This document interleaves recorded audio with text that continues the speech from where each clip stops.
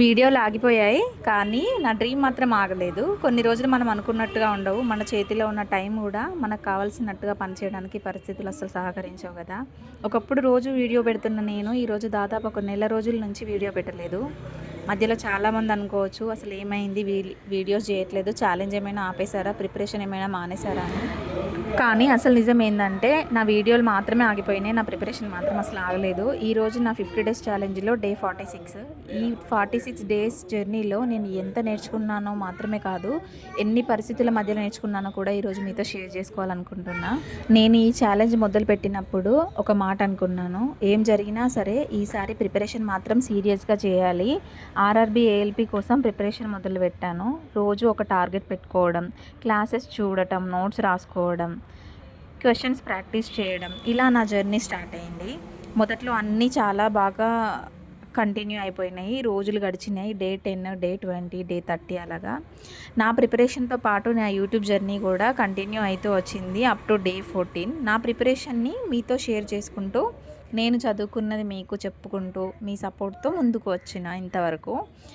ఇంకా డే 14 తర్వాత నేను అప్డేట్ ఇవ్వడం ఆపేశాను. డే 14 తర్వాత రెగ్యులర్గా అప్డేట్స్ ఇవ్వలేకపోయాను. ఆ తర్వాత పరిస్థితులు కొంచెం చేంజ్ అయిపోయినాయి. నేను ఒక స్టూడెంట్ మాత్రమే కాదు, నాకు ఇంటి బాధ్యతలు ఉన్నాయి అండ్ పిల్లల్ని కూడా చూసుకోవాలి. రోజువారీ పనులు చేసుకుంటూనే ఇంట్లో ఉన్న ప్రతి ఒక్కరి బాధ్యతల్లో కూడా నాకు ఒక భాగం అయితే ఉంటుంది. పిల్లలు ఉన్న ఇంట్లో మనం ఎంత షెడ్యూల్ చేసుకున్నా సరే ఆ షెడ్యూల్ ప్రకారం లైఫ్ అస్సలు గడవదు. ఈరోజు ఉదయం 2 అవర్స్ చదువుకొని మధ్యాహ్నం వీడియో రికార్డ్ చేసి సాయంత్రం ఎడిట్ చేస్తా అని అనుకుంటా, బట్ ఆ రోజు ఏం జరుగుతుందో మనకు అస్సలు తెలియదు. పిల్లలకి ఏదైనా పని రావచ్చు, ఇంట్లో ఏదైనా పని ఉండొచ్చు, మనం అనుకున్నంత ఫ్రీ టైం ఉండకపోవచ్చు. అందుకే నేను చదవడం అయితే ఆపలేదు, బట్ చదువుతున్న దాన్ని కెమెరా ముందు కూర్చొని రికార్డ్ చేసి దానికి వాయిస్ ఓవర్ ఇచ్చి ఎడిట్ చేసి అప్లోడ్ చేయడానికి మాత్రం టైం దొరకట్లేదు అసలు. ఒక్కోసారి నాకు కూడా అనిపించింది, ఇలా వీడియోలు పెట్టకుండా ఛాలెంజ్ కంటిన్యూ చేయడం ఎందుకు, మధ్యలో గ్యాప్ వచ్చేసింది కదా, ఇంకా మళ్ళీ స్టార్ట్ చేయాలా అని. కానీ వెంటనే నాకు ఒక విషయం గుర్తొచ్చింది, నేను ఈ ఛాలెంజ్ యూట్యూబ్ కోసం తీసుకోలేదు.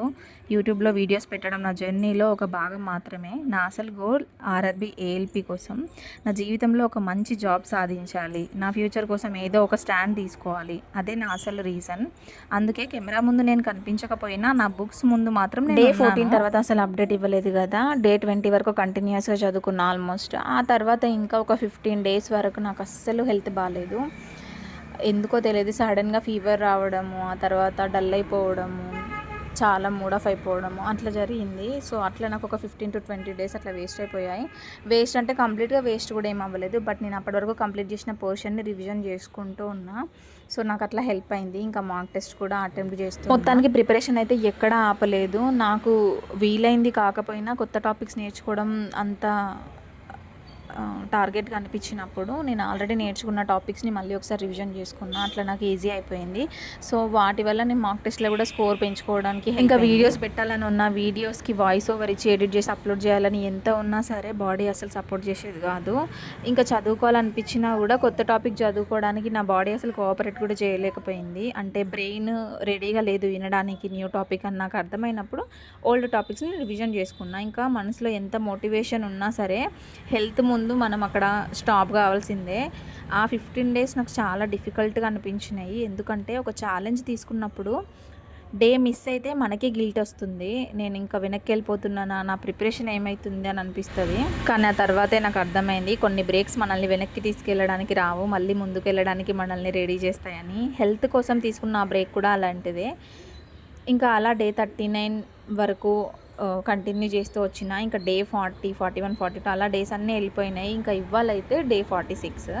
మధ్యలో దాదాపు ఒక నెల వీడియోస్ అప్డేట్స్ లేకపోయినా నా ప్రిపరేషన్ మాత్రం నా చేతిలో ఉన్నంత వరకు కంటిన్యూ అయితేనే ఉంది. ప్రతిరోజు పర్ఫెక్ట్ ప్రిపరేషన్ లేకపోయినా కొంచెమైనా చదివిన, ఒక కాన్సెప్ట్ అయినా నేర్చుకున్న, కొన్ని క్వశ్చన్స్ అయినా ప్రాక్టీస్ చేసిన. ఒకరోజు నాకు దొరికిన టైం ఎంత అయితే అంత టైంలోనే నా ప్రిపరేషన్ అంతా కూడా కంటిన్యూ చేసిన. ఎందుకంటే కన్సిస్టెన్సీ అంటే ప్రతిరోజు 8 గంటలు 9 గంటలు చదవడం కాదు. కొన్ని రోజులు 8 గంటలు చదువుతాం, కొన్ని రోజులు 3 అవర్సే చదువుతాం, కొన్ని రోజులు 1 గంటే దొరకవచ్చు, ఇంకా కొన్ని రోజులు అసలు టైమే దొరకదు. ఇంకా ఆ గంటో అర్ధగంటో దొరికినప్పుడు కూడా మన గోల్ కోసం కూర్చోవడం, అదే కన్సిస్టెన్సీ. ఇంకా ఇదే నా ప్రిపరేషన్ విషయానికి వస్తే ఇప్పటి వరకు CBT1 సిలబస్ కంప్లీట్ అయిపోయింది ఆల్మోస్ట్.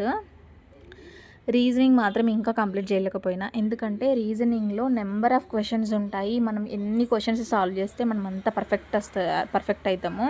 సో అందుకోసమని ఒక్కొక్క టాపిక్లో more number of questions practice చేయడానికి ట్రై చేస్తున్నా. అండ్ నాకు ఇష్టమైన సబ్జెక్ట్ కూడా రీజనింగే. ఇంకా అది కూడా నేను స్లోగా కంప్లీట్ చేస్తూ ఉన్నా. ప్రస్తుతం అయితే నా ఫోకస్ అంతా కూడా నేర్చుకున్న కాన్సెప్ట్స్ని రివైజ్ చేసుకోవడం, ఎందుకంటే ఆల్మోస్ట్ 80 to 90% కంప్లీట్ అయిపోయింది కదా సిలబస్.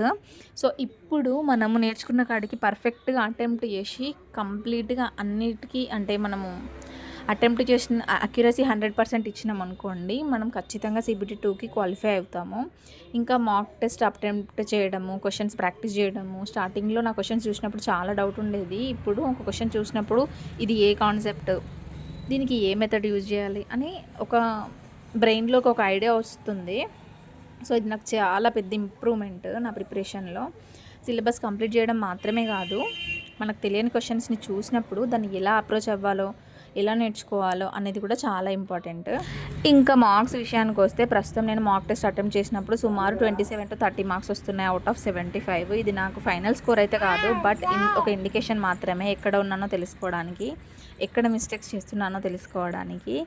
ఇంకా నాకు ఈ 27 to 30 స్కోర్తో పాటు నా అక్యురసీ వచ్చేసి 85 అబోవ్ ఉంటుంది. కొన్నిసార్లు నా మాక్ టెస్ట్ స్కోర్ చూసుకున్నప్పుడు నాకైతే డిసప్పాయింట్ అయిపోతున్నాను నేను కంప్లీట్గా. ఎందుకు అంటే ఇంత ప్రిపేర్ అయ్యి ఆల్మోస్ట్ సిలబస్ కంప్లీట్ అయిపోయి అవుట్ ఆఫ్ 75 నేను 30 క్వశ్చన్స్ 40 క్వశ్చన్స్ కూడా అటెంప్ట్ చేస్తే నాకు 30+ మార్క్సే రావడం ఏంటి, ఒక్కొక్కసారి 27 28 మార్క్సే వస్తున్నాయి. చాలా డిసప్పాయింట్ అయిపోతున్నా. బట్ ఎక్కడా కూడా అంటే మేబీ నేను రాసే మాక్ టెస్ట్ హార్డ్ అయి ఉండొచ్చు, లేదు అంటే ఇంకా ప్రాక్టీస్ అవసరమై ఉండొచ్చు అని అనుకొని ఇంకా మళ్ళీ కంటిన్యూ అయిపోతున్నా, నార్మల్ అయిపోయి. ఇంకా ఈ మాక్ టెస్ట్ రాయడం అదంతా కూడా డిసప్పాయింట్ అవ్వడానికైతే కాదు, ఇవి ఒక మిర్రర్ లాంటివి. అంటే మనం రియల్ ఎగ్జామ్ రాసినప్పుడు మనకి ఎట్లాంటి ఎక్స్పీరియన్స్ అయితే వస్తుందో ఈ మాక్ టెస్ట్ అటెంప్ట్ చేసినప్పుడు కూడా అట్లనే ఉంటుంది. అంటే మనం ఒక ఎగ్జామ్ రాయడానికి ముందే దాన్ని ఒక 50 to 100 టైమ్స్ రాయడం వల్ల మనకు స్పీడ్ అండ్ అక్యురసీ పెరుగుతుంది. అండ్ నెంబర్ ఆఫ్ క్వశ్చన్స్ ఎలా రిపీట్ అవుతున్నాయని ఒక ఐడియా వస్తుంది.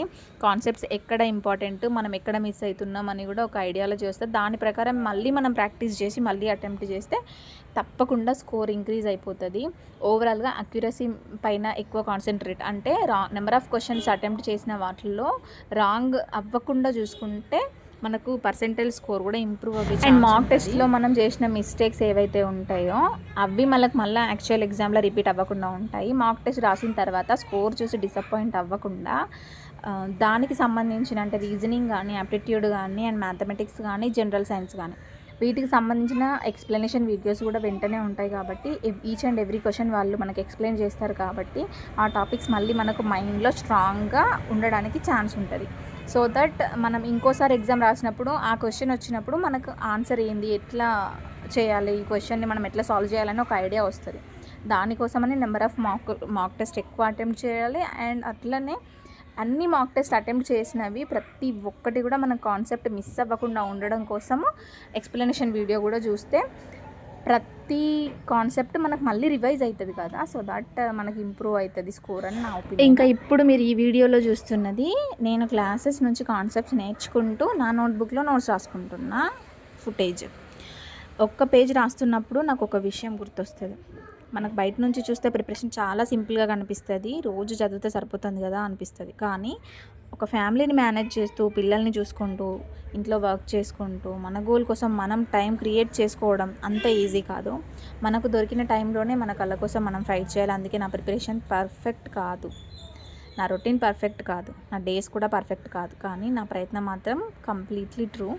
నేను రోజు ఒకే స్పీడ్లో వెళ్ళలేకపోవచ్చు, కానీ నేను ఆగిపోవాలని మాత్రం అసలు ఎక్కడ అనుకోవట్లేదు. నాలాంటి వాళ్ళు చాలామంది ఉంటారని నాకు తెలుసు. చాలామంది హౌస్ వైఫ్స్ వాళ్ళ డ్రీమ్స్ని వదులుకొని ఫ్యామిలీస్ కోసం ఇప్పటి వరకు సర్వైవ్ అయిన వాళ్ళు ఉన్నారు. అండ్ ఇప్పుడు మళ్ళీ ట్రై చేస్తున్న వాళ్ళు కూడా ఉన్నారు. ఫ్యామిలీ రెస్పాన్సిబిలిటీస్ ఉన్నవాళ్ళు, కిడ్స్ ఉన్నవాళ్ళు, జాబ్ చేస్తూ ప్రిపేర్ అయ్యే వాళ్ళు కూడా ఉన్నారు. హౌస్ హోల్డ్ రెస్పాన్సిబిలిటీస్ తోటి స్ట్రగుల్ అయ్యేటోళ్ళు, వాళ్ళందరికీ ఒకటే ప్రాబ్లం ఏంటి అంటే అది టైం.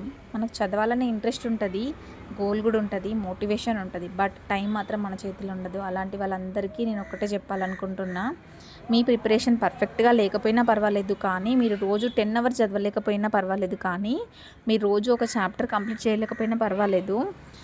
మీకు దొరికిన చిన్న టైంని మీ గోల్ కోసం యూజ్ చేయండి. ఎందుకంటే రోజు ఒక 30 మినిట్స్ కూడా 30 డేస్ తర్వాత 15 అవర్స్ అవుతుంది. చిన్న చిన్న ఎఫర్ట్స్ ఒక రోజు పెద్ద రిజల్ట్గా మారుతుంది. నిజం చెప్పాలంటే ఈ ఛాలెంజ్లో నేను ఎన్నోసార్లు టైర్డ్ అయ్యాను. కొన్నిసార్లు కాన్ఫిడెన్స్ తగ్గింది, కొన్నిసార్లు నాతో అవుతుందా అసలు అనిపించింది. కానీ ప్రతిసారి ఒకే విషయం గుర్తొస్తుంది, నేను ఎందుకు మొదలుపెట్టినా. ఆ ఒక్క క్వశ్చన్కి ఆన్సర్ గుర్తొచ్చినప్పుడల్లా మళ్ళీ నా బుక్ ఓపెన్ చేసి మన గోల్ కోసం మనం నిజంగా ఇంపార్టెంట్ అయితే మన పరిస్థితులు మన స్పీడ్ని మార్చగలవు, కానీ మన డెస్టినేషన్ని మార్చాల్సిన అవసరం లేదు. అందుకే నా కంబ్యాక్ వీడియోస్ అనుకోవచ్చు. డే 15 తర్వాత నేను కనిపించలేదు, నా గోల్ని వదిలిపెట్టలేదు. ఇవాళ day 46, CBT 1 syllabus almost complete అయిపోయింది. రీజనింగ్ ఇంకా పెండింగ్ ఉంది. మాక్ టెస్ట్లో 27 to 30 మార్క్స్ వస్తున్నాయి. ఇది చాలా ఇంప్రూవ్ అవ్వాలి, ఇంకా ప్రాక్టీస్ చేయాలి, ఇంకా నేర్చుకోవాలి. కానీ నేను మొదలుపెట్టిన చోట లేను, నేను ముందుకు వచ్చిన, అదే నాకు ముఖ్యము. ఈ జర్నీలో ఒక విషయం మాత్రం నేర్చుకున్నా, మన జీవితంలో రెస్పాన్సిబిలిటీస్ ఎప్పటికీ ఆగిపోవు. పిల్లలు, ఇల్లు, ఫ్యామిలీ, హెల్త్ ఏదో ఒకటి ఎప్పుడూ ఉంటూనే ఉంటుంది. కానీ మన కళ కోసం మనం పర్ఫెక్ట్ టైం కోసం వెయిట్ చేస్తే ఆ పర్ఫెక్ట్ టైం ఎప్పటికీ రాకపోవచ్చు. అందుకే మనకు దొరికిన టైంలోనే మన కళ కోసం మనం అడుగు వేయాలి. ఒకరోజు ఈ రోజులు గుర్తొచ్చినప్పుడు అప్పుడు చాలా కష్టంగా ఉండేది, కానీ నేను వదలలేదు అని చెప్పుకోగలిగితే అది నా బిగ్గెస్ట్ అచీవ్మెంట్. వీడియోస్ ఒక నెల ఆగిపోయాయి, కానీ నా డ్రీమ్ అయితే ఆగలేదు. ఇంకా డే 46, ఇంకా ఈ జర్నీ కొనసాగుతూనే ఉంటుంది. వీడియోస్ వచ్చినా రాకపోయినా నాకు వీలుంటే అప్లోడ్ చేస్తాను. ఖచ్చితంగా మీకు ఇన్ఫర్మేషన్ ఇవ్వడానికి ట్రై చేస్తాను. ఇంకా ఎన్ని డేస్ పట్టినా సరే ఈసారి మాత్రం నా గోల్ చేరే వరకు నేను ఆగను. మీరు కూడా మీ జీవితంలో ఏదైనా గోల్ కోసం స్ట్రగుల్ అవుతున్నట్లయితే ఒక్క విషయం గుర్తుపెట్టుకోండి, స్లోగా వెళ్ళడం ఫెయిల్ అయినట్టు కాదు, ఓటమి కాదు. ఆగిపోవడం ఓటమి. మనం నెమ్మదిగా అయినా సరే ముందుకెళ్దాం. Day 46, let's continue the journey. Videos may stop, life may slow me down, but my dream will never stop. RRB ALP 2026, day 46 out of 50.